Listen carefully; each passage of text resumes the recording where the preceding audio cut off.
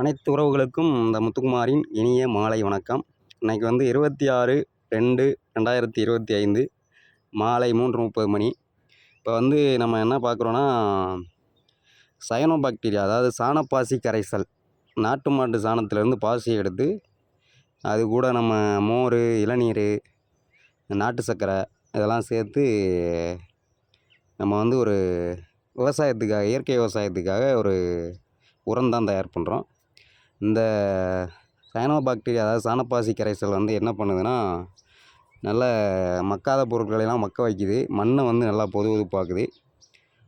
Plus நம்ம செடிக்கு வந்து என்னென்ன சத்து மண்ணில் இருக்குதோ, மண்ணில் இருக்கிற சத்துக்களை பூரா நமக்கு எடுத்து கொடுக்குது. இது வந்து எல்லா விவசாயத்துக்கும் பயன்படுத்தலாம். என்ன விவசாயம் பண்ணாலும் சரி, எல்லாத்துக்கும் பயன்படுத்தலாம். இதுக்கு நம்ம எடுத்திருக்க பொருள் என்னென்னு கேட்டிங்கன்னா, சாணப்பாசி. அதை எடுத்து வந்து ஒரு 10, 15 நாள் வந்து நம்ம நாட்டு சர்க்கரை, மோர், அப்புறம் இளநீர் போட்டு ஒரு 15 நாள் நம்ம வச்சிடணும். வச்சுட்டு அதுக்கப்புறம் ரெடி ஆனதுக்கப்புறம் வெயிலில் தான் வைக்கணும். வெயிலில் வச்சு ரெடி ஆனதுக்கப்புறம் திரும்ப ஒரு 200 லிட்டர் ட்ரம்மில் நான் வந்து 2 லிட்டர் தாய் திரவம் ரெடி பண்ணேன். இப்போ அந்த தாய் திரவத்திலேருந்து இப்போ 200 லிட்டர் ட்ரம்முக்கு வந்து இன்றைக்கி நான் போட்டிருக்கிறேன். இப்போ இதில் என்னென்ன கலந்துருக்குறோம்னா, ஃபஸ்ட்டு வந்து 1 லிட்டர் மோர், நாட்டு மாட்டு மோர், வெண்ணெய் எடுத்தது, நாட்டு மாட்டு மோர் 1 லிட்ரு, இளநீர் 2, நாட்டு சர்க்கரை வந்து 2 கிலோ இதெல்லாம் ஆட் பண்ணி, அதுக்கப்புறம் நம்ம விவசாயத்துக்கு பயன்படுத்துகிற தண்ணி ட்ரம்மில் இந்த அளவுக்கு பிடிச்சிட்டு, இது வந்து நம்ம காலை மாலை 2 தடவும் கலக்கி விடணும்.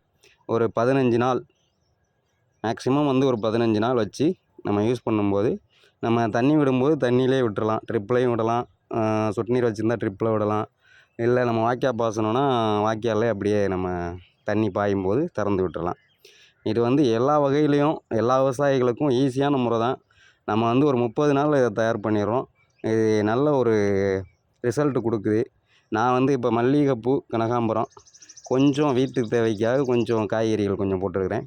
இதன் மூலமாக நல்லாவே வருது. இது வந்து எனக்கு நான் எப்படி கற்றுக்கிட்டேன்னா, யூடியூப்பில் வந்து நம்ம நாமக்கல் மாவட்டத்திலேருந்து பரமத்தி வேலூரை சார்ந்த பரமத்தி வேலூர் தாலுகா சிறுகிணத்துப்பாளையத்திலேருந்து அண்ணன் லோகு அண்ணன் வந்து யூடியூப்பில் வந்து நமக்கு யூடியூப் சேனல் ஒன்று வச்சுருக்காரு. இயற்கை விவசாயி லோகு இயற்கை விவசாயம்ன்ட்டு. அந்த சேனலை பார்த்து நான் நிறைய விஷயம் கற்றுக்கிட்டேன். அவர் மல்லிகைப்பூ, மரவள்ளிக்கிழங்கு, அப்புறம் ரோஸு, அப்புறம் சம்பங்கி இந்த மாதிரி பயிர்கள்லாம் அவர் விளைய வைக்கிறாரு. அதுபோக நம்ம மரபு விதைகள் கொண்டு காய்கறிகளும் விளைய வைக்கிறாரு. அவரை பார்த்து தான் நான் கற்றுக்கிட்டேன். இது வந்து நல்ல முறையில் வரணும்னு நான் வேண்டிக்கிறேன். இது இன்றைக்கி தான் போட்டிருக்கிறேன். இது ஒவ்வொரு நாளும் நமக்கு எப்படி வருதுங்கிறத உங்களுக்கு டெய்லி வந்து நான் ரிசல்ட் எப்படி வருதுன்றத உங்களுக்கு டெய்லி கலக்கி விடும்போது உங்களுக்கு ஒரு வீடியோ எடுத்து போடுறேன். இதை பார்த்து எல்லோரும் பயன்பெறணுங்கிறது தான் லோகு அண்ணனோட ஆசையும் சரி, அவருக்கு சொல்லிக் கொடுத்த குருவோட ஆசையும் சரி, என்னோடய ஆசையும் அதுதான். எல்லா விவசாயிகளுமே உரம், மருந்து நம்மளே தயார் பண்ணி நம்ம காட்டுக்கு நம்மளே வந்து தயார் பண்ணி நம்மளே கொடுத்து எல்லாருமே பயன்பெறணும். இந்த மாதிரி நம்ம பண்ணும்போது நமக்கு வந்து உரம் கிடைக்கும், மருந்து கிடைக்கும். நம்ம அந்த கடன்காரங்களாக இருக்க அவசியம் இல்லை. நம்ம விவசாயிகள் எல்லாருமே கடன் இல்லாமல் நல்ல ஒரு ஏன்னா நம்ம வந்து விவசாயம் பண்ணி கொடுத்தா தான் எல்லாருக்குமே சாப்பாடுங்கிற மாதிரி சூழ்நிலைகள் வந்து வரப்போகுது. அதனால் விவசாயத்தை யாரும் கைவிட்டுற வேணாம். இந்த மாதிரி முறையில் விவசாயம் பண்ணும்போது என்ன நமக்கு வேலைகள் அதிகமாக இருக்கும், அவ்வளோதான். வேலைப்பளு அதிகமாகும். இருந்தாலும் நமக்கு செடிகள் வந்து நல்ல முறையில் வரும்போது நமக்கு அது வந்து ஒரு சந்தோஷமாக இருக்கும். அதனால் எல்லா விவசாயிகளுமே கடன்காரங்களாக இல்லாமல் நம்ம நம்ம வந்து மற்றவங்களுக்கு கடன் கொடுக்குற மாதிரி நம்ம வளரணும்னு தான் என்னோடய ஆசை. விவசாயம் வந்து நான் இப்போ ஒரு 2 வருஷமாக தான் பண்ணிகிட்ருக்கேன். 2024, 25 தான். எனக்கு ஒரு வருஷம் இயற்கை விவசாயத்தில் வந்து ஒரு வருஷம் நான் நிறையவே கஷ்டப்பட்டேன். அந்த மாதிரி நம்ம வந்து பொறுமையாக இருக்கணும். ஆனால் ஒன்று, இயற்கை விவசாயத்தில் வந்து நம்ம பொறுமையாக இருக்கணும். நமக்கு தேவையான உரமோ, மருந்தோ வந்து நம்ம முன்கூட்டியே தயார் பண்ணி வச்சுக்கிறணும்.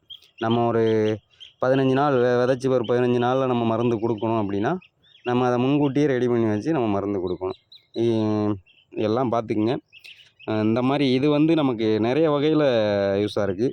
நம்ம மண்ணுக்கு தேவையான நுண்ணுயிரி வந்து பெருக்கிறதுக்கும், அந்த நுண்ணுயிரிகள் மூலமாக செடிக்கு தேவையான சத்துக்களை, மண்ணில் இருக்கிற சத்துக்களை வந்து எல்லா சத்துக்களையுமே, அதாவது தழைச்சத்து, மணிச்சத்து, சாம்பல் சத்து, அப்புறம் போரானு, இந்த மாதிரி நம்ம மண்ணில் என்னென்ன சத்துக்கள் நம்ம கொடுக்குறோமோ, கொடுக்குற சத்துக்களை பூராமே இது எடுத்து கொடுக்குது.